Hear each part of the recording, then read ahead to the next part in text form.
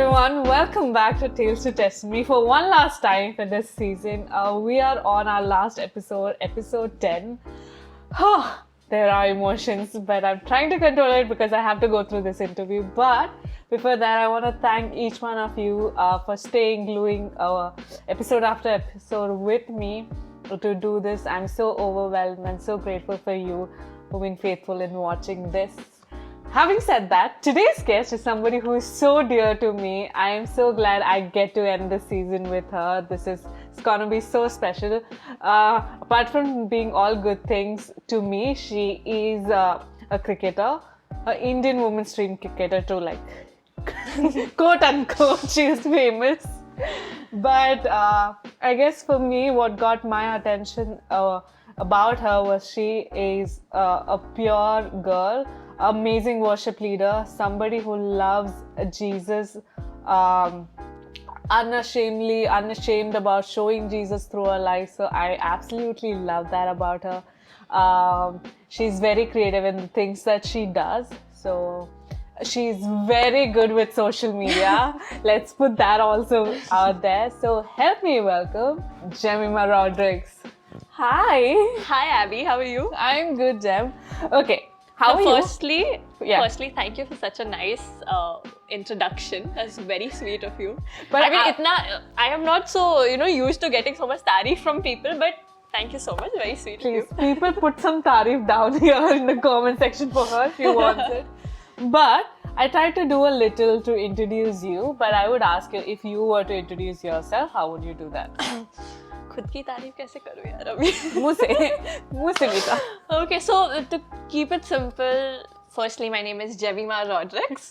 Okay, I am 21 years old. I am the third born in the family, the only girl. But I don't know what to say, how to introduce myself. I'm a fun-loving person, but I think more than anything else, I love Jesus. So I think that's one thing that defines me. I mean, not the accolades. You know, the thing I loved about what you said in your introduction is you didn't talk a lot about, me as the Indian cricketer, but just as the person I am. So I really like that. So it's very nice because, we are in such a time where everyone describes your worth to what you do. But just to see someone for the person they are and to love them for that, I think that's something very unique and not many have that. And that's also the way Jesus sees us. So yeah. Wow. I felt like this is the finishing speech of the episode. Already. Start होने से पहले ही खत्म. Okay. Okay, are you ready for the questions? Yeah, I'm a bit nervous because I gave you the freedom to ask me anything, but yeah, I'm ready. I'm excited. Okay, so the first question is, tell me about your childhood, your birth, a story, if there is a story about your parents, about your siblings, basically about your childhood. Okay, so I was born in the 2000s. We used to live in Bhandup first. And actually there's a story even to my birth. My mom has told me this, that in 1999, exactly on the date I was born, 5th September, there in our church, there was a big a fight, a conflict that happened. And actually that got it got division in the church, in our church. And mom and dad were very disturbed by it. It was like, everything came crashing down and falling apart. And so it was a very tough time for them, for my mom and me, because we were in the church for a long time. And then what happened was the next year, like mom got to know like she's pregnant and, the date was few months, not in September, but few months later. And it so happened that mom started getting her pains in September, I think, 4th September. I was born on the 5th. So mom's like, she's talking to God. She's like, no, not on this date. This date, where everything came crashing down, and it's something I want to delete from my memory. It's not a good day for me. Like, God didn't say anything. I'm sure he had a big smile. He's like, you wait, like that. But yeah, so then it so happened that I was born on 5th September. Wow. And exactly when that meeting started, it was 8:30 in the morning. Exactly at 8:30, I was born. What? And then this revelation came to my mom and dad that I am going to be a restoration to the family. So that, and like sometimes God just amazes you. Goosebumps without having hair on. No, but God just amazes you so much because His timing is so precise. And His ways, the Bible says His ways are higher than our ways. Exactly on that date. My mom didn't want it, nobody wanted, but like God actually turned the mourning into dancing. That's what my mom says when you were born, and you are restoration to us. Wow. So yeah, that's my birth. And to whom were you born? So my mom and my dad, Ivan Rodrigues and Tavita Rodrigues. So yeah, and I have two elder brothers, Enoch and Ellie, who irritate me a lot, very annoying, but they love me even more. So And also they're crazily creative as well. Yes. Yeah. It's in the family, you can see. Yes. No khud ki tarif, okay. No, yeah, that's true. I am humble, very humble. Okay. Yeah. So how was your relationship growing up with your parents, with your sibling? Were you very close to them? How was it for you growing up with a family so houseful? You have two siblings, parents, you are there, the only girl. How was the family like growing up? So we are a very close family, like right from the time all of us were together, even till today. I think we are very close to each other. We share a lot with each other, whatever is happening. And yeah, so me and my brothers are the mastigos in the family. Enoch is the silent one. He's the one who will quietly do his work, but he also has a lot of kidas. But not many see that, okay? So just making clear on camera. Ellie and I are like same. Like this energy in the house, doing masti, breaking stuff or something or the other. Yeah, so that is very normal. Okay. Now it's much better, but growing up it was very normal. So even cricket came to me because of Enoch and Ellie. So my dad is a big cricket fan. He loves cricket. He loves playing sport. So my brothers used to play cricket. Looking at them, I picked up a bat because I was someone, who couldn't sit in one corner at home. I had to be up to something or the other, some mischief or the other. The moment I'm going quietly and sitting in one corner, Mama knows that something is wrong. Teacher shouted at her today or she's done something wrong. So that is, otherwise I couldn't sit in one corner. Even till today, I am someone very, who jumps around, runs around, a lot of energy. So like that. So yeah, so that's how cricket came to me. And even till today, our family is like together by God's grace, of course. And I'm blessed, like, to have a family who loves me like this. And as I said, they don't love me for the cricketer I am or for that Jemima Rodrigues. They just love me for me. And that's the most special part. Yeah. So we heard a lot about your playing and how you love cricket. But tell me, how were you in school? How were you in studies? How was I in studies? Sach bolo ki jhoot bolo? Such. Such. Such ka samna. No, I was a pretty decent student. Like, till primary, till I started playing cricket like very professionally. Till then I had a good school life. Like I used to go to school every day. I had friends and all that, and I used to get about like 85-90%. So wow. Like decent. Being modest. It's more than decent, okay? 90% is not decent, it's more than decent. Yeah, but then cricket, like I got selected for Mumbai and all that. So then cricket practice used to be there every day. So I used to get, from the 7th standard, like I hardly had a school life. I used to hardly attend school. Okay. Saying that, I also studied though. Because mom and dad were like, okay, you play cricket, but studies is equally important. Just that I couldn't attend school because my practice timings were there. Then we used to go on tours and play matches. Have you completed your school? I've completed my graduation recently, yeah. Just graduate hai. Okay. So, yeah. Okay. You started talking so much about cricket, but tell me, how and when did sport became a part of your life, and when did you start playing, and how did your journey? Was sport always a part of who you are, or when did it started for you? Yeah, cricket was a part of my family. Okay. My mom and dad love cricket, love sports. Okay. My brothers used to play. Like I said, I started playing because of them. Okay. So I used to be the only girl training with boys because at that time, girls should not play a lot of cricket. And at that time also people had that, that mindset that girls can't play cricket because it's a male-dominated sport. So when people used to come home and tell my dad, मतलब पागल हो गए हो क्या लड़की को भेज रहे हो cricket खेलने? Really? They actually came and said, but my mom and dad were like, nothing doing. She loves playing. We are not going to stop her. Yeah. Doesn't matter if she's a boy or a girl. So yeah, so like that it all started. Then make a long story short, at the age of 12, I got selected for Mumbai under 19, and that's when I played my first season. And that's when I started taking cricket very seriously. And I was like, okay, mujhe ye karna hai. I want to do this seriously and I want to play for India one day. Wow. Okay, so having said about cricket a lot, you started playing. I also know that you also used to play hockey. Yes. When and how did that came in the picture? And I also want to know when was like there was a time you had to pick that one sport. Like how also like how did hockey and cricket happen at the same time? So cricket, I said, was In from the blood. start. Yeah. In the blood. Hockey, no one in my family has ever touched a hockey stick. Firstly, it's like that. But we used to stay in Bhandup first. Okay. And we used to travel every day. We used to wake up at around 5 and leave the house by 5:30, 5:45 to come to Bandra, so that we reach on time for training, which used to start by 6:37. So there used to be a lot of traveling, and I started going with my brothers for practice when I was 4. Okay. So I remember my first traveling day in the Mumbai local, that in the men's compartment, because one of my brothers, like cousin brother, like family friends, he used to take me and my brothers.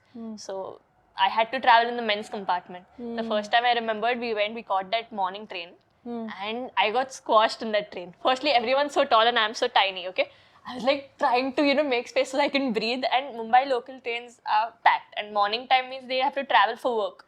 So jam-packed, couldn't even get in, couldn't even get out, stuck, and I started crying over there because small kid, no? Yeah. And then I didn't know. So that was how it is. Then after some time, then we used to go by train only, but then after some time dad, sent us by car and all. But starting it was train, go by train, come by train. And yeah, so that is how it was. But then there was a lot of travel. So then mom and dad spoke to the pastor of our church, Brother Manuel, his name is. So he said, why don't you shift to Bandra? So we didn't have a lot of money at that time, like not that, financially that stable. So for almost 1 or 2 years, we stayed at his place. So he gave us his house, we stayed at his place. So while staying there, his daughter used to go for hockey practice. Okay. Her name is Abigail. So he gave me a hockey stick, my first hockey stick, and he's like, you also start going. I'm like, okay, fine. I loved sports. What if it's like cricket only, ball dekhna hai, marna hai. So for me, it was like that. So then that's how I started playing hockey. Yeah. And the funny thing over here is I got selected to play for hockey Maharashtra under 19. Okay. Before I got selected to play for cricket. Good. Oh. So I was around 10 years old, 10 years old when I got selected for hockey for Maharashtra under that's 19. young. Yeah. So my parents thought I would play hockey for India and not cricket, but they were fine. No, they were like, whatever you want to do, we are supporting. And at the end, India is the ultimate dream. Yeah. So they were fine. But then a point came where cricket and hockey started clashing. I got selected in cricket also. Started doing well both, hockey and cricket. And the thing was that everything started clashing. Our tournaments, our practice. So then we came to a point, Dada made me sit down one day at home. He's like, you have to decide. It's up to you. We leave the decision to you. So I am like this 12-year-old thinking, I love both. I want to play both. Now what to do? Then since I'd reached a higher level in cricket at that moment than hockey, we went ahead with cricket. But I cried a bit because I love playing hockey. So yeah. So now, do you still play sometimes? I do play whenever I get time. So this Sunday I'm going to go for hockey practice after a long time, and I'm very excited for it. Nice. Yeah. Good. Okay. So another question that I have for you, was it always easy to dream this big when it comes to opportunities and when it comes to, again, finances? Like you just said that ultimate goal was India. How was it so easy? Was it first? And if it was, how it was so easy for you to like dream that young that one day you will just go and play for India? Firstly, as a kid, like it takes nothing to dream. Yeah. As a kid, it's always behind your mind. You watch TV, you watch cricket, and you're like, how? So that's how I think the dream got birth. And also my dad, big cricket fan. Like I was telling you before the shoot started. So once Chak De India was going on TV, I was sleeping. Suddenly my dad's waking me up. Jemima, get up. I'm like, what happened? What happened? He's like, no, this year you have to play for India. And that time I was like, what? 10, 12 years old. I'm like, Dada, I'm sleepy, I'm tired. I took my blanket and I slept again. So my dad is always this passionate person, and he has someone who always dreams big. Like he is the one who actually changed things in our family. Because I told we came from a very poor family. But because my dad had a different thinking and a different mentality, that God doesn't want us to be poor.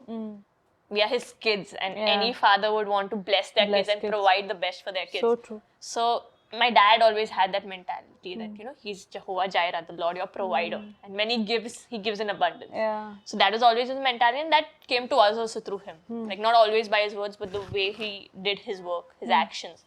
So what you were asking again? Was it easy? Easy. So it wasn't easy, I would say. It was easy to dream, but then obstacles came, challenges came one after the other. And then there are always like seasons where, there was a season where I wanted to give up cricket. Like, I did really well in the domestic. Everyone was talking about me that, okay, Jemima is going to make it big. She's going to be the next big thing, this and that. So I was also very excited for the coming cricketing season.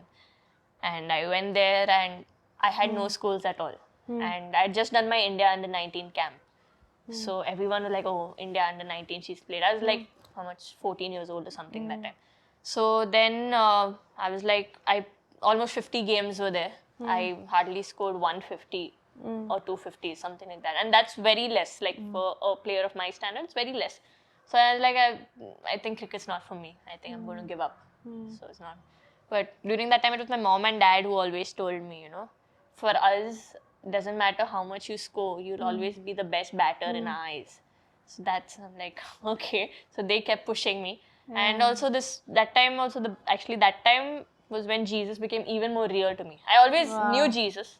I always prayed because it was a rule in our family. First prayer and then play. It's like that. So we wanted to play, so we had to pray. But then even the Bible became more real to me. Like at that time, this one scripture from Jeremiah 29:11, the world famous scripture, where God says, for I know the plans I have for you, plans to prosper you and not harm you, to give you a hope and a future. So I was like, okay, wait, if God hasn't given up on me, I can't give up on myself. So that's how I kept going. And it wasn't an easy time, it was a long time. And especially when you're going through something like that, it feels like it's taking years and years, time is not going by. But I worked a lot on my game. My dad's my coach also. So I worked a lot on my cricket, developed new shots, practiced differently. Like before, I used to not practice. I practiced differently, worked on new shots, started hitting uppish shots. First, I should just play groundish shots, like on cricketing terms. But so like that. And that time changed me a lot and made me a better batter.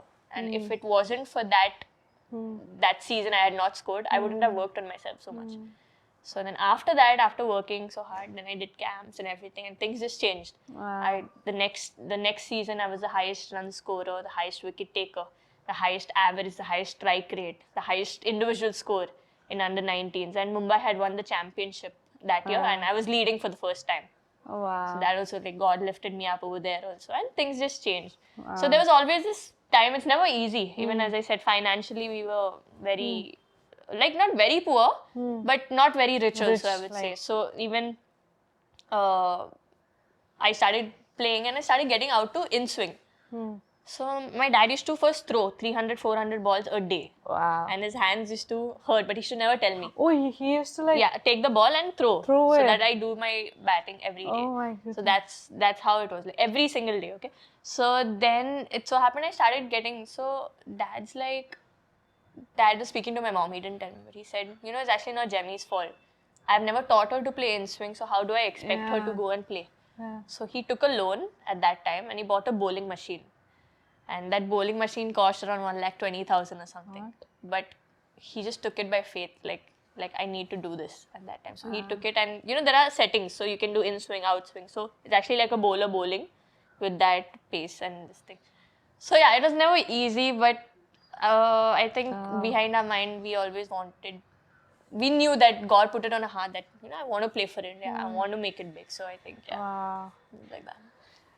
That's crazy. Grateful for your parents who just went ahead and just did that. Taking a loan to buy a... Like, I wouldn't understand, but still grateful for them. Okay, I also wanted to ask, when you started, you said you started playing with your brothers and they were playing. Did you ever, like growing up as a kid, thought that you would outshine your brothers when it comes to cricket? Never. You will be the one playing and not them. Yeah, no. I never thought about it that way. Neither my dad, honestly. Oh. My dad, so the thing was my brothers used to practice. So that time dad was like, I need to work on both of them. I used to just go there because I wanted to play. So I had to field for like 2 hours, 1 hour for my brother, 1 hour for my other brother. Okay. And then only I would get batting for like 10 minutes, 10, 15 minutes. But I used to love it. Yeah. So I used to field. Full time I used to go and field over there. And my dad also never thought that I would play cricket or make it big in cricket. But then I went for some selections, got selected for Mumbai zones from Shivaji Park. So I played a match and my dad came to watch that game. And first I was a medium pacer, a bowler. Okay. Before I became a batter. Okay. So that game I bowled well. I got, I think, 1-2 wickets or something. And then I was batting. I went down to bat like at number 7 or number 8. That's very low. Low. And a senior person was batting with me. I think she was like 21, 22 or something. And I was 8 years old that time. So then, so then I just stood there. I didn't hit a lot of runs. But I stood there and I was not out. And we won the semi-finals. So then my dad was like, okay, she has some spark in her. I think I need to give her also equal attention. And my brother. And then the next game, it was the finals. They promoted me from number 7 to number 3. Wow, so I went that's 1 down. A jump. Yeah, so I went 1 down to bat. So then after that day, dad was like, no, she has something in her. I need to work on her. Oh, wow. Wow, that's so beautiful. Thank you for fielding. Yeah. Are you a good fielder also? Yeah. Because of that? Because, and I have said this in before interviews, I think it's that made me a good fielder. And I love fielding. So that's one thing, like many people don't like fielding, but I am someone who enjoys fielding. I love jumping around, love diving and all that. So that's a blessing, you know. Thank you, Dada. Thank you, uncle. Okay, so moving on from cricket, let's take a break from that part. You also sing and you also play guitar as well. And for the people who don't know, she's also a worship leader, so note that. When did worshipping or music became a part of you? How did from holding a bat to holding a guitar came into picture? Yeah, so music was something that I loved right from childhood. Okay. So I remember at that time we had this, it was called an iRiver. Okay. It was like an iPod, not an iPod, but a small thing where all music. And growing up, it was just gospel music for us. At home also, we are not allowed to hear other music and all that at that time. So I used to just put my headphones on the entire time. Even prayer used to be, I should listen to music. I used to, of course, talk to God and all that, but I should love, just sitting down quietly and listening to music. So that was, music was like from the start. Even I used to go to supermarkets and all, I used to feel it's very cool. Put headphones like that, pant, jeans and everything. I used to walk like that. But I was not looking that cool as I thought in my head I was looking. So it was like that. So music, I loved music from the start. Yeah. But guitar, I started playing like now it's maybe 4 or 5 years from when I started playing the guitar. So that is also in church service. There was this guy called Jason who used to lead worship. And he used to play the guitar and he used to play it really well. And I used to stand down, like stage was this. So I used to stand down and I used to like, it's so cool, he looks so cool playing the guitar. I also want to learn to play the guitar like that. So that's how it started. My mom and dad put us into music because everyone in the church, our pastor used to encourage us for music and all that. So they first put me to play the keyboard, the piano. I was like, I can't do this. Like, I can't do that. So that was very boring for me. How much have I tried? I had to practice. I couldn't because I never enjoyed it. So then my mom and dad, they didn't force me. They said at least you should get your basics right, knowing the keyboard, like your theory and everything. But then it never clicked for me. Then after that, what happened was, I think we spoke to our pastor that just mom and dad knew that I want to play the guitar. So the pastor's son, God's will, he is a good musician. Now he is into Bollywood music also. He's producing music like for Kabir Singh and all these. He's a music producer. So he taught me how to play the guitar. And so he's our cousin, very close to us also. So he taught me like just 2-3 weeks, I think, because my cricket tours and everything were on. So that was the only time I got. So he didn't teach me the basic, he just taught me to strum. So that's how I started learning. So I started carrying a guitar on tour wherever I go. So I started playing. But it was not very great. It was just like someone making noise over there. It was like that. But then we used to also have this K4C, it is called in our church, where Okay. Kids for Christ it is. So that's where me and my brothers, because we were like elders over there with all these small kids, like bullies, not bullies, but like, so we used to lead praise and worship there. So my brother used to play, he knew how to play. So with him, I used to start playing. It was not very good, but playing over there, that's how it started. And then we started leading over there. Then we used to have youth meetings where, we used to gather in a small house and we used to just worship God and all. So that's how it started. Then one day the pastor's like, we come on stage and you can lead. So that's how it was. Do you remember the first time you led worship in church? On stage? Yeah. I don't remember when was the first time. I actually don't remember. Was it that good? It wasn't that. No, it wasn't that good. But we were so used to it at that time, because I was leading so much in intercessions and in K4C meetings and all that. So I didn't realize I'm actually on stage and this happened. But first time I played the guitar on stage, I remember I was so nervous and so bad. But I don't know if my guitar was on also. No, that's another thing, but yeah. Oh, wow. So, playing guitar, worshiping, and all of that, knowing God was a vital part of growing up.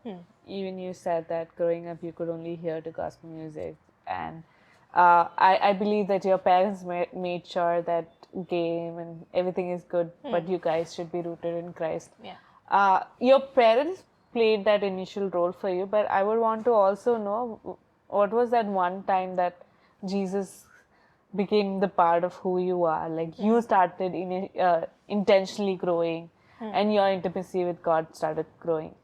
Yeah, so like I said, growing up, prayer was a thing in the house, no matter what. Like even if I played cricket or even if it was studies, my mom always said God is your priority, and it always has to be that.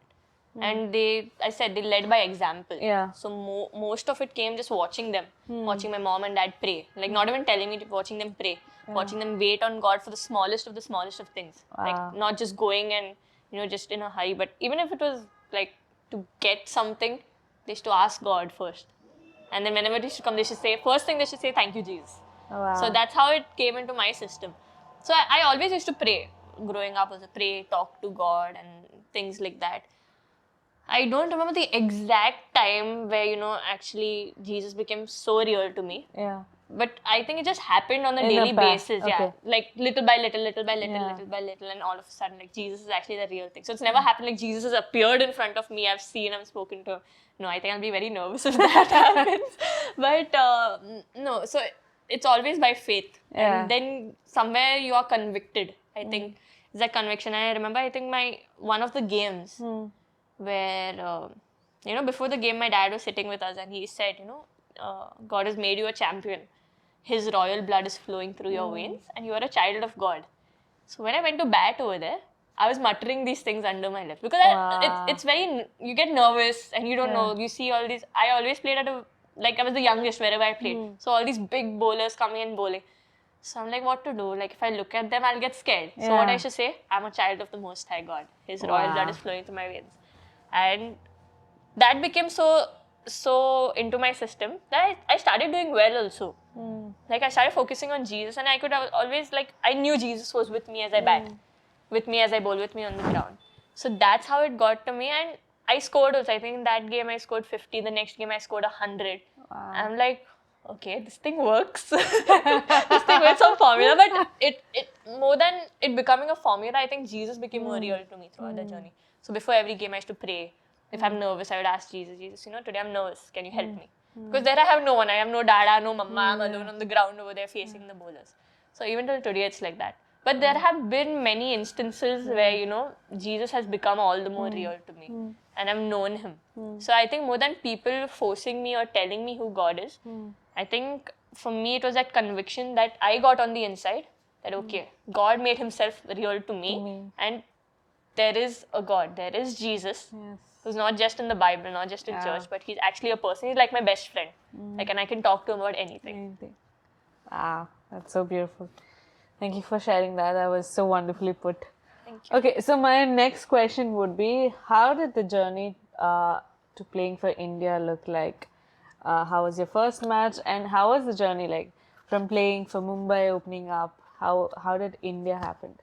Okay, you have time, no? Yeah. It's a long story. You have time, I right? have time. I have practice. You but have it's time. Okay. Please watch. It's worth your time. So, like I said, there was once, like I said, after that scripture, Yeah. Jeremiah 29:11, next season, I had an average of 357 or something like that. Every single game I scored in domestic. But there were like 3 most important games where I didn't score. That was the Challengers 2 games. So, Challengers is like, it's like India A, India B, India C. They play matches against each other. And if you do well there, means you're selected for India. It's like that. So those 2 games, I didn't do well. And there was another game where in the domestic interstate game where there's a team called Railways, where out of 11, 9 of them are currently playing for India. Okay. And even the remaining 2 of the playing 11 have played for India. It's like that. So if you do well against this team also, it's like you're scoring against the India team. So these 3 games, I got 0, 1 and 0. And I was very frustrated. I didn't get selected because the selectors were like, she can score only against small teams, but not big teams. So I didn't get selected that year to play for India, and there was a 2017 World Cup or something. Okay. So I was very frustrated. I was very, annoyed with me. I was like, what's the point of scoring so much? What's the point of working so hard if you're not scoring in these games? Right? I'm pretty harsh on myself at that time. But then I realized, like, if I, kind of go with that mentality or that negative mindset, I don't think I'll be able to make it. So I need something to motivate me.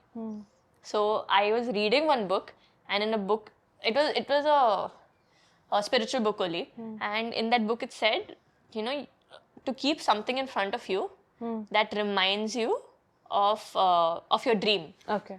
So if you keep looking at it every day, subconsciously you're moving towards that. Like, give an example of Abraham. How God showed him the stars. Yeah.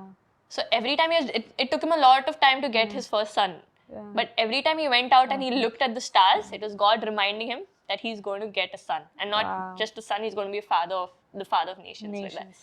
So in the same way, what I did, I need to motivate myself. I need to do something. So I went on Google. I took a screenshot of the current India jersey, the pants. On some app was there. I put both the pictures together and I cropped my head from one of the picture and I put my head there. What? So every day morning, from that time, I started waking up and I looked at that picture and said, thank you, Jesus. This year I'm going to play for India. Wow. So every day, okay? It didn't happen instantly, but it took time, but it did happen. Like, and within 6 months, another Challengers trophy. Like, normally it takes, after a year it comes, but that came within 6 months. Like, the timing was shifted. And I played there. In the first game, I got some 81, second game 50, third game 42 or something like that. And I was the 3rd highest run scorer. Okay. And I did pretty well. And I'm like, I'm for sure this time, I'm going to play for India and everything. But I'd heard talks and people saying that, she's young. I don't think the selectors might take her this time. They might give her another year. So I was very sad, very discouraged. But then we didn't give up praying. My dad also very persistent in prayer. So he prayed every single day till the team didn't come out. And then before the team came out, one of the coaches over there, he called us up and he said, congratulations, your daughter's playing for India this year. And my dad started crying. Mom started crying. I wasn't that emotional until I saw them. I'm like, okay, it's playing for India. Always been the dream. But then seeing them, I also got emotional. And normally they would only take 15 members to tour South Africa. We're going to South Africa. Oh shit. Can you cut this? Cut it, yeah. I'll just continue. I'll just finish this off. Okay. So normally they would take 15 members to tour South Africa. We were touring South Africa. But this time, just for me, they took 16 members. Like, and I was the 16th person. Wow. So that was how it was. And yeah, then I played for India in South Africa. My dad was there, singing the national anthem over there. Goosebumps. Is this really happening? Is it still a dream? It was like that, but it happened. And I did pretty well also in my first debut series. The first match, I had a partnership. Something we were chasing 160 in the T20s. Okay. And till then, India had never chased. At that time, India had never chased 160. Okay. That too in South Africa. So we went over there. We had a good opening start, some 60 plus runs. Then 1 wicket went and another wicket went back to back, the very next ball. And I'm making my debut over there. But then I went there, I think in 27 balls I scored 37. And I had a partnership with Mithali Raj of, I think, 60 plus runs. And we won that game. We chased down that target. Yeah, so and I had a pretty good series after that. I think in another game I scored some 44 runs and all that, and also took a good catch at the boundary line, which it got very viral. I didn't know at that time. And the thing about that catch was that... Is that the one you fly and catch? Like, I don't not fly, as in you jump and catch. Yeah, I jump and at the boundary line. And my dad was like actually right behind me when I took that catch.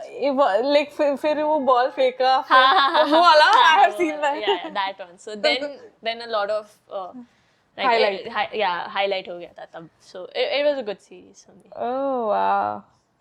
Okay, good. I'm so happy about it. Nice. Okay. The next question would be, which is your second last question, so you made it so far. Okay. Was the road after starting to play for India smooth for you? Did you always score well? Never had a dull moment? And like, there are a lot of questions in it. But did you ever had a dull moment throughout? Yeah, kuch aisa tha, or everything just once you're a part of Team India, everything went up? I wish that was the scene that everything went up. So even my journey, like, I think now it's like 4 years that I've played for India. Okay.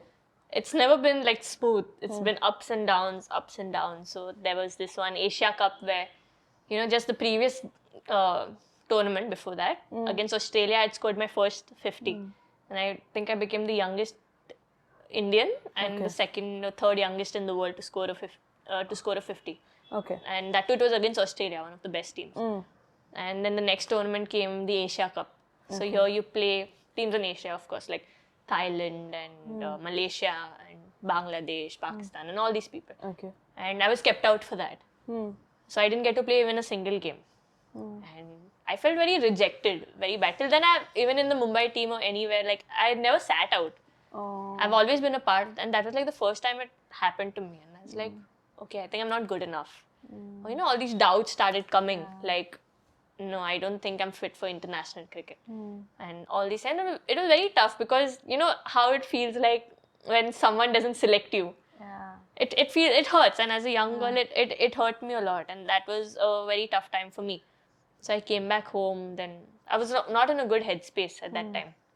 Then after that came this Challengers Trophy again. So before every World Cup or every selection, every year this happens. Okay. So this is a T20. So I was like, okay, fine. Now I'm going to show them what I am, like that. Huh? Full khunnas, josh me, like that I was. And I'll prove to them that I actually belong here. When first match, I started playing really well. Hit 2 boundaries, and I swept a ball, and the fielder out of nowhere took a brilliant catch. So I got out on 10. I was very like, God, why is this happening like that? Okay. So then I'm like, okay, next match. Next game I got out on 1. Other game 0. Other game 1. Gone. Did you, when this patch was happening, did you ever questioning picking cricket over hockey? No, I don't think I've questioned that. But yeah, so that happened. So I was not in a good headspace. I was very low. I was very sad. And I'm very emotional like that. So I came home, then started practicing with my dad and all that. So then mom asked, are you okay, baby? Started crying. Broke down full in front of. She just asked, are you okay? Full. Started crying. Just broke down. I don't know what's happening, mama. Like, I'm trying to be happy over here, but I just can't be happy. Like that. Then mom spoke to me and everything. And then dad was there. After practice, he asked. Because I am this bubbly person. I'm always happy. But I was very quiet at that time. He's like, are you okay? Then I started crying again in the car. Over there after practice. And we sat in the car and I was like, I don't know what's happening, Dada. Like, I'm just trying to be happy. I'm working hard, but things are not happening. So he told me this at that time. Then he said, you know, God has not brought you this far to leave you here. You know, what he started, he will finish. I know it's tough, but every person goes through this phase. So I said, okay. So he said, okay, nothing to do. And we worked very hard. And it was a miracle because with that performance, I couldn't have been selected in the T20 team. Yeah. And India was going to Sri Lanka. Oh, okay. So the team came out and I was a part of the team. And we're like, this is just God's hand. can't be anything else. With this performance, I don't think anyone has ever got selected, but I was a part of it. So then again, we went to Sri Lanka. Two games I was kept out for the ODIs, the 50 overs. Third game, I got an opportunity. I'm like, for sure. And God has got me here, for sure, this match, I'm going to do well. I got out on 0 on the first ball of the match. Oh. I put my Oakleys, my glasses. I was crying on the inside, like that. And that was a time where, I was like, okay, gone, end of my career, gone. And this has happened so many times in my life. Then the T20s came. And just before the T20s, the captain and the coach came up to me and like, Jemmy, we are backing you. You're going to play all the 5 T20s. So that gave me a little more ease. So I remember then going back in the room. I was so nervous, so anxious. No performance, nothing. So in the room alone, I just like, Lord Jesus, I feel like giving up, and I started crying. I just poured out my heart to him. I don't know what I said. I don't remember. Just poured out my heart. I'm so this thing and so stressed and everything like that. And crying only. I slept off. Next day morning, I woke up. I did my routines, whatever it was. Then the match came. The toss happened. We were batting. So I went in the washroom, and I told Jesus, Jesus, this is all I have. Little talent, little technique, little skill. But like the boy who placed those 5 loaves and 2 fishes, the 2 fish in your hands, I place this into your hands. You use it for your glory and you multiply it. So I had that and I just surrendered to him. And in that game, like Jesus lifted me up. In 15 balls, I scored some 36 or 38. And I became the first Indian woman to hit 3 consecutive sixes in a T20 over. Indian, I don't know whether it was Indian or international also. The first woman to hit 3 consecutive sixes. Then the next game I got a 50. Another game I got 57. And the last game I got some 42. And I ended up becoming the player of the tournament from there. So that's how my journey was. It's never easy. And this is just one segment. There have been many. Like even now till today. A lot of things happening, But I just realized that, the tough times actually make you the person God wants you to be. He uses it. Like God's the potter and we are the clay. When the potter keeps his hands on the pot, if you could ask the clay, it would be very hurtful because rubbing and shaping you. But then and it's very tough, going through that. Sometimes you have to break it again down and then remake it. So it's very painful and very hurtful. But when God finishes it and when you see the pot, it's actually more beautiful than what it was before. So I think that has been my story. And it's not easy when you're going through that, but I think the thing that gives me the strength and the confidence to keep going, just that grace to keep going, is I think Jesus with me. Like He keeps holding your hand and walking with you. And when you can't even walk, sometimes He just carries you and He just walks with you. So I think, it will be that. Wow. That's such a crazy note. But I'm grateful for how you had your journey with Jesus. And be at the place where you are right now, doing so many things apart from just being a part of Indian cricket team. You get to endorse so many brands. You get to work with people. You recently worked with Mr. Shah Rukh Khan for an ad. How was that? Yeah, it was good. It was fun. Never thought it would happen so fast. Like I knew somewhere down the line after 10-15 years maybe I'll get, an ad or something like that. And just happened so fast, and it's like a dream, Yeah. So there's a pattern where you said like the one thing that has to happen, like 1 year, it happened in 6 months. That's the challenges thing. And the way that they were only supposed to take 15 for the ODI, but they took 16. This was something that usually doesn't happen this young in somebody's career. But you just had an ad with, like, not even like started with a small actor or something, with Shah Rukh Khan, who is a big name in this country for sure. So, wow, grateful for how God been leading. His ways are strange, but they're good. So true. Okay, my last question to you would be, being in the limelight that you are, the kind of attention that you get because of your game, because of social media now, Indian women's cricket team is in a place, could be because of social media, or could be because of other things. People know about it. It's not that nowadays it's just that we only know the men's cricket team, we also know the women's cricket team. and with ads and brands reaching you, with all the attention and the limelight you get, how do you still represent Christ wherever you go, whatever you do? Because I have seen that in you. That's one thing that got my attention about you to even do this interview. Like in the starting, even as you mentioned that, hey, you're the first one who like didn't mention about the cricket, because that is not something that I guess if you were just an Indian team player, I wouldn't even be doing this interview. Nothing wrong with it if you're an Indian cricket team player or any cricket team player, but I guess for me, I've always been this person that character attracts me more than talents. So how is it easy for you still reaching this place? Not easy. How do you cope up? How do you always are so unashamed about your belief, your faith in Christ, and how you reflect Christ? Even being with, I know that everybody you walk around in the room are not believers and not things. So how do you do it? Yeah, so I think it would go back to how my mom and dad brought me up. Yeah. I think they've always made it clear that whatever talent you have or wherever you reach in life means you are going to make it big someday. I don't know what, but you are going to make it big. But they said never forget from where you have come. And also they said that whatever gift, whatever talent you have, it comes from God. Yeah. And the glory goes to Him alone. You can't take the glory because it's not you doing it, it's Christ doing it through you. So I think that is something that stuck with me, even stuck with my brothers, that whatever we're good at, it's not us, it's actually Jesus doing it through us. So I think that is one thing that, just makes me, The awareness. the awareness makes me realize that, okay, it's not me. I am not that person. Everyone, comes and praises you, but deep down within, I know it's not me. It's Jesus who's done it through me. So I think that is one thing that has, always stuck around with us, and also I think it's this journey with Jesus that you realize, you yourself realize more than someone telling you. You realize you're not that good enough. You're not.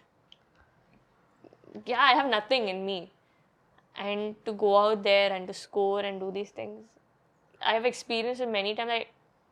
I was so anxious, so nervous, wanted to give up. I've always been a very fearful and anxious person.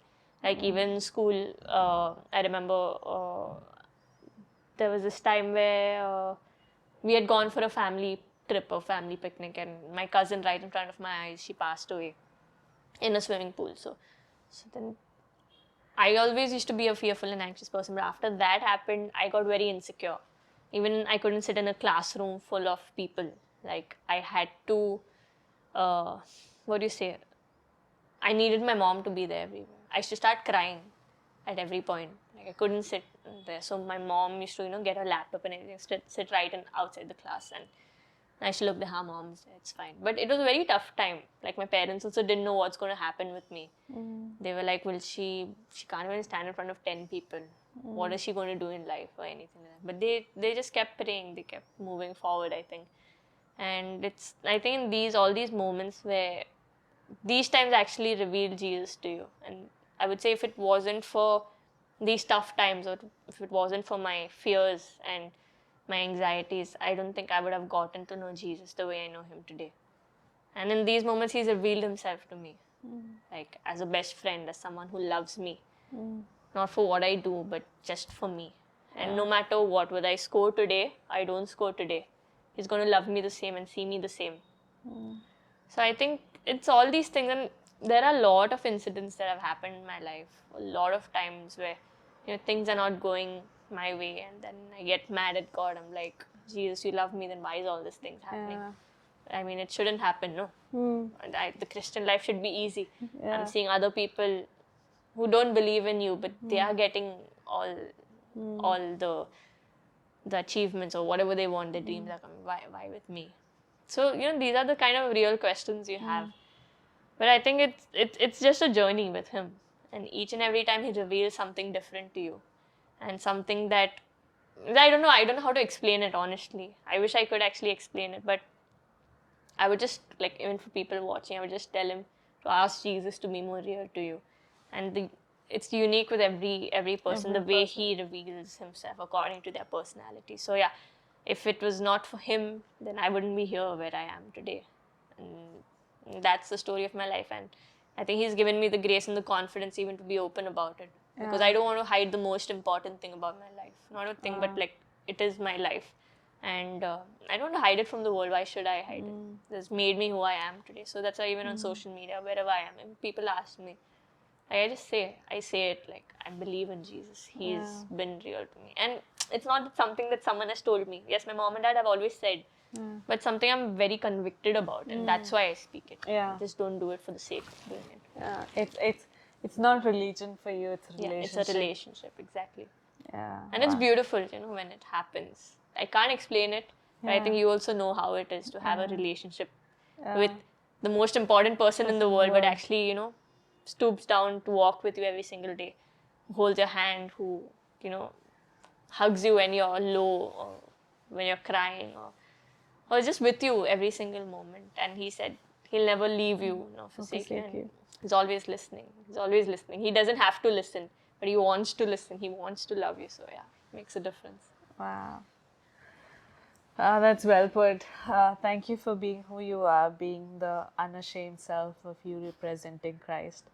I also would want to tell somebody who's listening to us at this point that if you feel like that if you have to make big in the world or do big things that you have to hide Christ, no. If you reflect Christ from the places you are, it's just a blessing. It just adds up. Because you get to, it's not that you have to represent Christ or Christ needs you to represent him. No, it's not. But the joy is that you get to do it. It's the joy that I get to do it. It's not that I need to do this interview. I didn't need to do a season 2 of Tales to Test Me, or God would have done with somebody else, but I am just so grateful that I get to do this. That's just a gift. You get to do this life with Jesus. That's just a gift. Thank you for living a life like that. I know you're very young. We have a long way to go, but so far, you are one of those young 21 years old that you have done so much in this little time in life. But what attracts me most, I guess what will attract everybody most, is when they see Christ in you, and that is like, they can't deny the Christ they see in you. Nobody can. So thank you for living a life like that. Thank you for answering all the serious questions. Thank you. Thank you so much. We're done with it, but now we are on to our fun part. So you can like relax. Relax it like that. Sit around, say.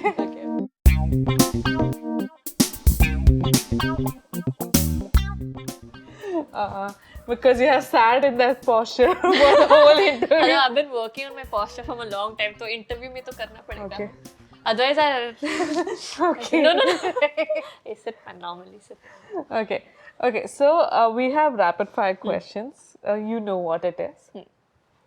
So we'll go ahead. You have to be really fast and really quick. Okay. So your first question is your favorite song. Sing one line from it right now. My favorite song. Yeah.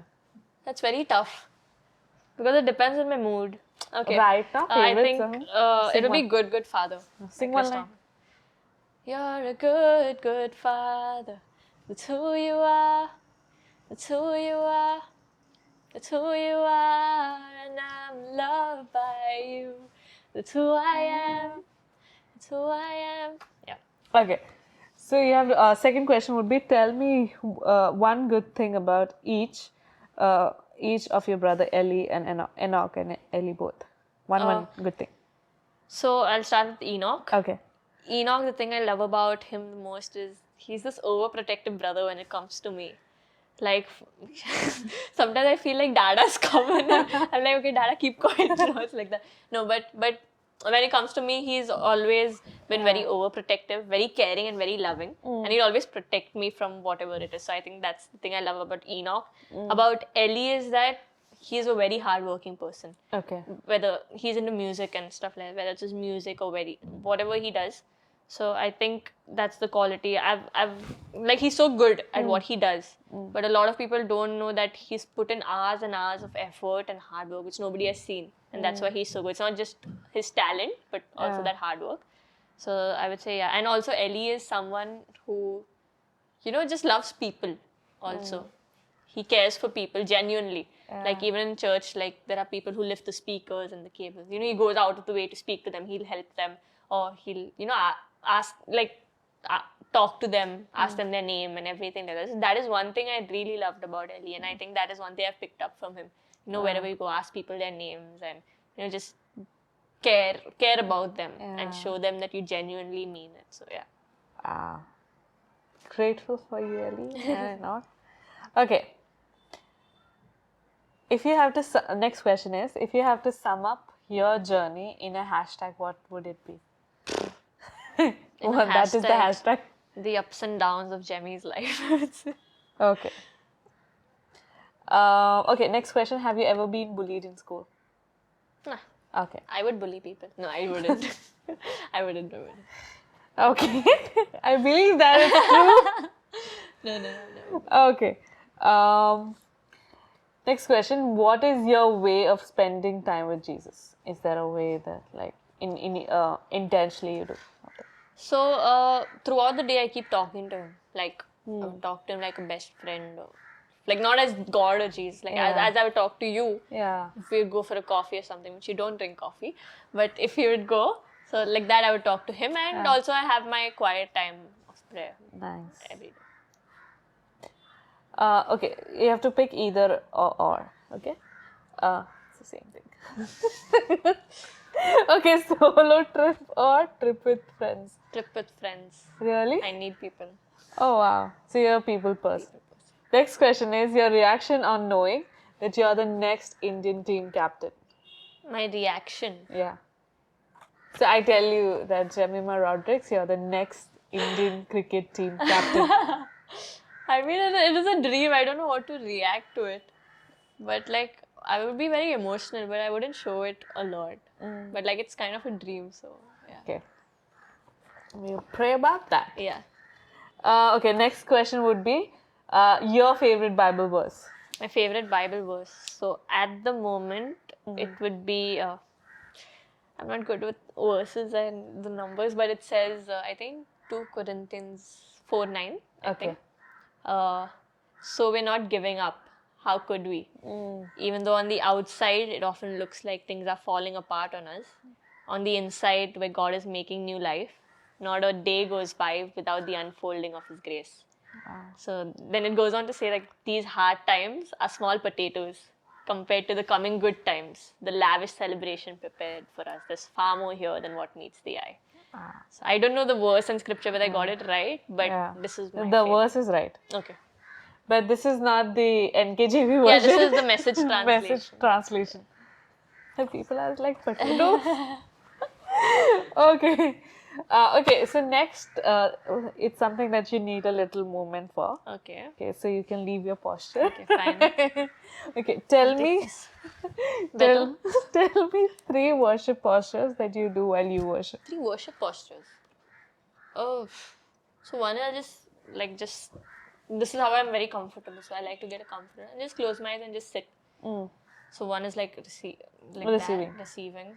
One is like worshipping God where I lift my hands. Okay. And yeah, sometimes I don't know why, but like when I'm very tired or something like that, so I just put a song or something like that. I just like to just sit like that and just be quiet. I don't know what posture it is, but just something unique with it. So I'll just sit like that or sit like that and just close my eyes, just relax in like God's presence. So that is wow. For the last rapid fire question or thing that you have to do for it, you need your phone. okay. So grab your phone. Okay. I would have initially asked you to call your parents, but your parents are in the next room, so I won't ask you to do that. They'll just walk in here. So call either of your brother Enoch or Ellie, and you have to just call and say, I love you, and cut the call. That's it. That's it. And then the phone has to be on the speaker. Okay. And cut the call, right? Yeah. Good. I don't want to hear their reply. Yeah, even if they say a little, like, सुन सकते हैं आप. Enoch is at a shoot and Ellie, I don't know. Ellie is also at his gig or at work, so I don't know. Try somebody if they'll pick. Okay, I'll see.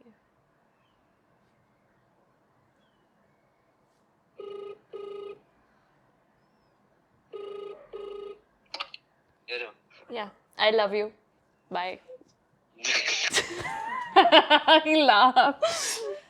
Then I'll call him again. You say I love you and wait for his reaction. Yeah, I just called to say I love you, Ellie. Wow. I'm at an interview. They No, told to call you don't have to tell this. and say I love you and cut the call, and you laugh. Thanks for laughing. You're on speaker. Shit, I was gonna say thank you or something. You have to say I love you too. You're disturbing me in the middle of a jam. See? But okay, I love you told too. Oh, thank you. Okay, bye. Did this get recorded? I was Yes. only playing this for the mic. It did. Thanks, Awesome. good. I'll treat you tonight. Bye. Okay, that was good. That was sweet. Okay, so the next section is called Blast from the Past, where I'll show you the pictures. Okay. That you put it up Okay. at some point of time on your social media, and you have to tell what's the memory about, what the picture is about, Okay. and all that. Cool. A lot of research you've done. But Stalker. I want to tell people she was one of the guests for whom it was so hard for me to pick pictures because I only do 10 pictures, max 11. But you had so many pictures that I wanted to put it. I was like, this one is also cute, that one is also cute, I want that also. But this was such a hard task. Okay. And there's so many pictures of you that I had to like scroll through a lot. But okay, for you guys, I'll put it down here somewhere so you can see. For you, let's go to the first picture. This is my family. This is the day I was born. Okay. I think I remember my caption also. It was like the day my family got complete or something like that. I had written 5th September 2000. Yeah. So this is the day I was born in the family. And you can see how everyone's so excited to have me.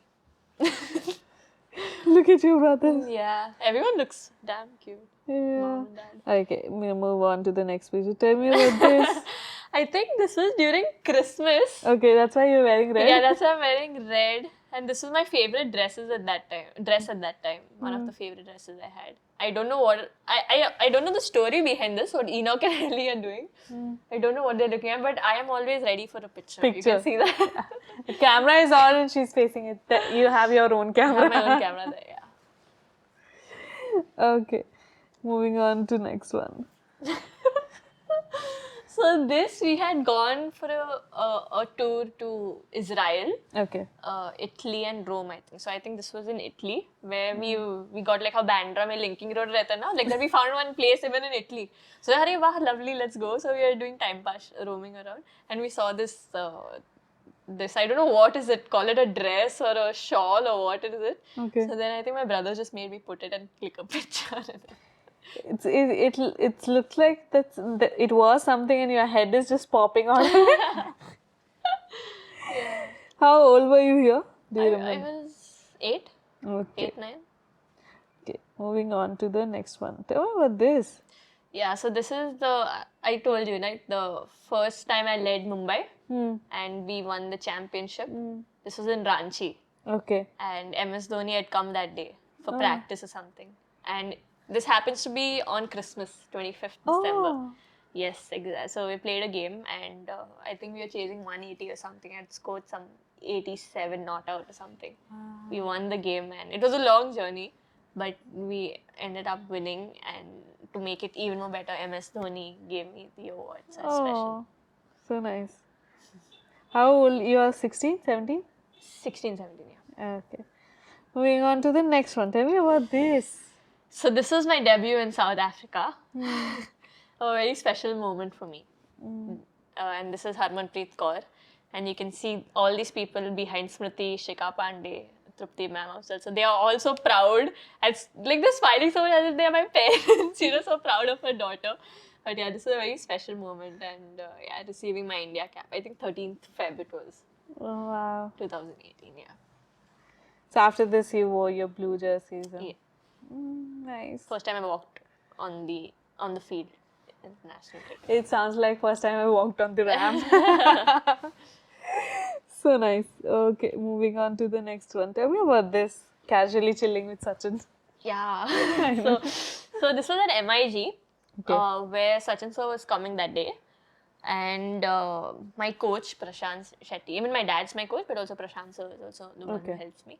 So he told me Sachin sir is coming, he'd like to talk to you, or you can ask him whatever it is. And before this, even before making my debut, this was the second time I met him. Okay. Even before making my debut, he had called me to his house. Oh. And he spoke to me before my debut. So Wow, so it was sweet. very sweet of him. And for the legend he is to do that, it's a big thing. So this was before the Women's T20 Challenge, the Women's IPL, basically in I think 2019.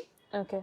And I'd spoken to him and asked him about various stuff. How you do deal with people's expectations. Everyone, wherever you go, people are watching you. How do you deal with stuff like that? So he's like, it's the message you send to your brain. It's like if you send, okay, people are expecting from me, people are always watching me constantly, that will put a lot of pressure on you. But if the same thing you give a message to your brain that this 1.2 billion or 1.3 billion people are backing me and supporting me. So imagine the confidence when you walk out in the field. So things like that. Even during the game, he's like, is there anything specific? Then he told me that what I used to do is I used to try and keep my mind distracted from cricket when I was batting there. In the sense that I would think about random thoughts like, okay, which match is there on TV today? What is like things like that. What am I going to do or something like that? So that when the ball is released, I'll just react to the ball. Otherwise, what happens is we kind of premeditate our shot. We like, bowler's bowling outswing, so I'll do this or I'll do that, and your body tends to go like that. But cricket is a game where you just react to the ball because you don't know if the bowler is going to bowl there firstly. Or if the bowler doesn't bowl, then you're ready. So he's like, I am at my best when my mind is blank. So when my mind is blank and I just react to the ball. So that is one. So he said you can sing a song if you like singing. So from that time I started singing songs. I actually started, and it actually helped me, I was in a good headspace, and once I was playing the World Cup or T20 World Cup, and I was humming a tune. And suddenly Empire was looking here and there. Like, were you the one singing? And I was so embarrassed. I didn't know I was so loud. I'm like, yeah, I'm so much singing. He's like, you have a good voice. I'm like, thank you, sir. Thank you so much. So yeah. So but it's always helped me. And after this, after speaking to him, I played the tournament and I was the player of the series in that tournament, highest run scorer. So it's very special, yeah. It always helped me. Okay, let's move on to the next picture. Tell me about this diva. This doesn't look like Jemima, Yeah. Okay, so this was where I was called for an awards function in London. Okay. And yeah, so then it was like a black tie event. Okay. So it's called. So it's very formal and you have to dress up very well. So yeah, this was the dress I wore, which was very long. Long train. Which, swept the entire place and all that. I said, you should pay me for that now, yeah. I cleaned your entire hall. So yeah. Okay, moving on to the next picture. I love this one. Tell me about this. This is just Jemmy being Jemmy. See the transition from here to here. Yeah. This is the real you. This is the real me. This is me in my comfortable clothes and just being me. So yeah, I don't know. I think this was after COVID started. And then the first time we went to Dubai to play, like our first game after COVID. So while coming back, this was this thing, and the pillow cover I just put on my head and just took a picture. You usually keep it on your head? No. Okay. But it's not comfortable there, just say. Okay. Just for the picture. Okay, moving on to the next one. Tell me about this. Yeah, so this is, I think in 2018. Okay. 18 or 19, where I got the Women's Breakthrough Performer of the Year. Okay. I had a really good season that year, even in New Zealand and wherever. So this was the Indian Sports Honours. Yeah, this is looks so good here. Thank you. Do you have braces? I have. I removed it recently after the lockdown. Till then I had braces. Yes. Okay, tell me about this one.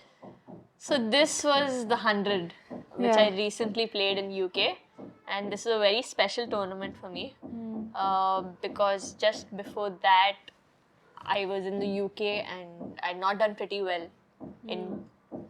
I got my opportunity. I sat out for the test match, sat out for the first ODI. I got my opportunity. I didn't do well in that game. Got an opportunity, didn't do well there. And again sat out for the T20s. And I thought, gone. Now I'm going to be dropped from the team. Yeah. And then came this tournament called the 100 where I was nervous, I was anxious what's going to happen because I have no performance, low on confidence in England all alone. And I remember what was going on through my head was like, Jemmy, anyway, no one has any expectations from you seeing your scores. So just go out there and just enjoy your game. And also it was like a journey where, at that time I was going through these things in my mind where I was like, where is God? Like he can see me. I was crying a lot in my room alone. I'm going through a lot. I'm asking for help. He's not showing up. Where is God? God's not with me, I think. Like he said it, but I don't think he's with me. So then I was speaking to my brother Ellie one day. He called me Ellie and he just asked and he asked, are you okay? And is everything all right? I started crying on the phone. I'm like, I can't understand what's happening. Things like that. But then I told him this one thing. It's like, it's so funny. Like, I don't want to have such faith. The faith which is so fickle that only when God does well. Yeah. Only when I do well, I believe God exists. And if he doesn't do well, means he's not there. I think God has done enough in my life that I can trust him that he's faithful. And he'll get me through this also. Then Eli was like, yeah, this reminds me of Shadrach, Meshach, and Abednego, where God says, where they say that, we'll go through the fire and God will deliver me. But even if he doesn't, we will still praise him. And then came the first game we were playing at our home ground in Headingley. So I was playing for the Northern Superchargers. And I remember I was so nervous before the game, I couldn't eat. So breakfast also, I just stuffed some cereal in. And lunch I didn't eat at all because I couldn't eat. Matches in the evening, so whole day because I was so nervous, so anxious. But I remember we were chasing around 130 and 100 balls or something like that. And we were 16 for 4 or 19 for 4, something like that. And I'm still batting over there. And I still remember this just deep down within, like not a loud voice, but deep down within God saying, Jemima, just be still. This battle is not yours, it's mine. Let me fight it for you. And I'm telling you, I don't know how it happened. I didn't try. I said, okay, I'm going to step back and just let God take over and not try to control anything. And God scored like 92 and 42 balls for me, not out. We chased that target from there. And it was just like a miracle. That was like a turnaround for me from not scoring till God lifting me up in such a way. And that too, everyone saw this game. And it just changed everything for me. So yeah, so it's special. So I did included this picture on purpose. I remember I saw this video on YouTube. It's very trending if you want to go search for Jemimah Rodrigues 100th game. It feels like a movie sequel where batsmen are coming and they're getting out like that, they're getting out like that, they're getting out like that in 2 runs, 3 runs, 4 runs. And then this girl comes and she just hits and hits and hits. And they won, like not out. And I remember I called you up after seeing that because I was so emotional seeing it. And you were in Australia at that time. If I'm not wrong, you were in Australia. I was quarantining. I was in Bangalore doing quarantine to go to Australia. That's the second. Okay. You were in Australia, okay. And there you were. It was the first hotel where you were quarantine, whatever it is. And then I say, hey, I saw this video and all, and then you share the whole testimony, and I was so numb, and it was like, yeah, God, that is so special how God turned it all together. So, yeah. So that's why I think this is the second post of the 100. The first picture I put, and I had written a caption that he makes all things beautiful in his time. Yeah, I remember that. Okay, go to the next one. I love this picture. Okay, so this is my family for you. Yeah. From those tiny, puny heads to now becoming these big guys. So that's Mama, Dada. Mama is looking like a hottie over here. That's Ellie and Enoch. And yeah, that's me. I think this was during Easter or something, after church service. Like church service in the house, in our pastor's house. You guys are such a picture-perfect family. Thank you. All of you. Oh, and that was the last picture. And I love that picture to end with. Yeah. How was it going through all those pictures back again? I felt nice, just takes me back the memory lane. I felt Yeah. happy, honestly. Nice. It was nice. So we are on to our last section of the interview, which is assumptions that people made about you. Okay. So you don't have to like justify or Uh-huh. say this is that, this is that. You have to either say it's yes or no, Okay. true or false. That's it. Okay. First, so first assumption about you: she does not practice on Sunday because she needs to attend church. It's partially true. True. It's not that I don't practice on Sunday because I have to attend church. I also practice and attend. But it's mainly because I just need a rest day. Okay. Second is she is a sneakerhead. True. Was this absent? Yes, it is my husband. Yeah, he had messaged me, I love your sneakers. I'm like, I love your cap. Your hat, sorry. Yeah. Okay. Third is she wanted to be a singer and a comedian, but became a cricketer. False. I always wanted to be a cricketer. Okay. Do you want to become a comedian now? Want to go? Would you try stand-up comedy? I would try somewhere in the future. I would try, not given a lot of thought because I love to talk. Yeah. Because I see you can do that for the people who don't know how. So, Yeah, I wouldn't mind trying it though. Okay. Next assumption about you is she's a really good dancer. 50-50. Not Okay. really, really good, but decent. Okay. अपना टपोरी है मुंबई का तो वो ठीक है हाँ. Okay. Next, she's a worship leader. Yeah, true. True. Next assumption is Jemimah will score a century in this year's T20. Amen. Amen. I say amen to that. Amen. Next assumption is she is emotional but appears to be tough on outside. Absolutely true. Okay. Next assumption about you is she's a great driver. Was this you? No, it's not me. It's somebody else. See, in my head, though, I am a very good driver, so I will go with true. But Yeah. it depends on the person who sat with me. So, what do you think? So nicely she put it on me. Okay, she took me around the city yesterday. She drove me around in her car. She's a really good driver. You should feel safe and sound with her. Yeah, I told her you better say this, otherwise I'm not doing the shoot today. No, actually, to be honest, she's good. You can trust and sit with But her. I'm very bad with Google Maps. You don't know that. Yeah. We were roaming around yesterday. So the distance was 300 meters to the point we wanted to go next. And we reached 300 meters, which was like just 2 minutes, according to the Google map. But we reached in 15 minutes. So that's some hidden talent that you can know about. Yeah. Okay, next assumption about you is she's amazing when it comes to drawing. Not very amazing, but I loved art and craft. Okay. Decent, like not very good with drawing. Next assumption about is she can't stay quiet even for 10 minutes. Absolutely true. Yeah, I can vouch for that. Okay, next assumption about you is she never went to college. I never went. I just went to give my exams, but like never attended college. 100%. Okay.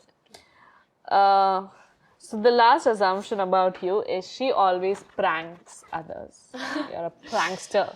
Not really. Not always. Maybe once in a way like that. You are one. Yes, admit it. Not always. Yeah. It depends. Sometimes, yeah. Once in a... Yeah, once in a way. Okay. Mood it up. Okay, that's about it. We are done. We're done? We are done. That happened pretty quickly, just 3.5 hours.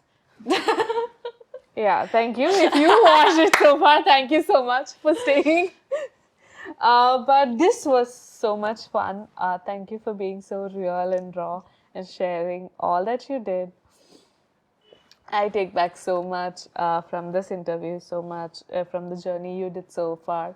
You inspire so much, not just for the sake of, like, it sounds good to say it, but honestly you do.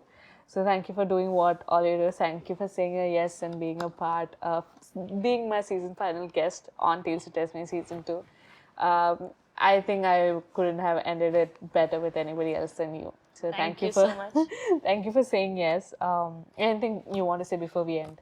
Yeah, firstly, thank you for having me. I was really looking forward to it, and you called me in season 2 and not season 1. I'm very disappointed. No, I'm kidding.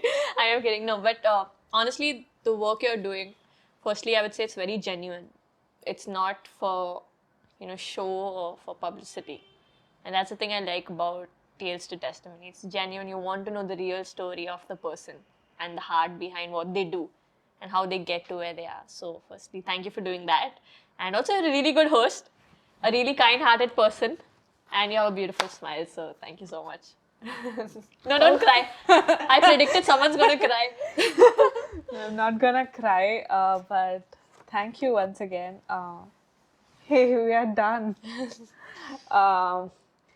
So this was beautiful. Thank you once again. Thank you for watching. This was such a crazy journey of faith, journey of seeing God's faithfulness throughout it. God's been good. You've been good to me. So thank you for your love and favor towards Tales to Test Me. I am so grateful. So for one last time, pray that we have a season 3 soon. I'm praying. We will have, I don't know when, but we'll come back. But for one last time, this is Tales to Testimony, where we share real hearts, real humans, and real stories. I'll see you next season. Till then, take care. God bless you. And I love you. Bye. Bye.